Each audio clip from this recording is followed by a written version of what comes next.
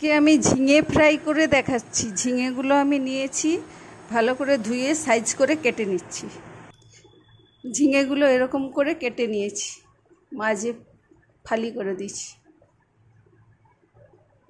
এখানে নুন, কাঁচা লঙ্কা, সরষা বেটে নিয়েছি। এর মধ্যে জিরে গুঁড়ো, ধনে গুঁড়ো, লঙ্কা গুঁড়ো, নুন, চিনি অ্যাড করে দিলাম। এই ঝিঙের মধ্যে আমি সর্ষের পুরটা আমি ভরে দিব, প্রত্যেকটাই ভরে দেবো এরকম করে। সবগুলোতে আমি সর্ষের পুর ভরে নিয়েছি। আর এই সাইডগুলোতে আমি বেসন প্রলেপ দিয়ে দেবো, তাহলে আর পুরটা বেরোবে না। ঝিঙেগুলো আমি ছেড়ে দিচ্ছি, তেল গরম হয়ে গেছে, উল্টিয়ে দিচ্ছি। ঝিঙা ফ্রাই রেডি।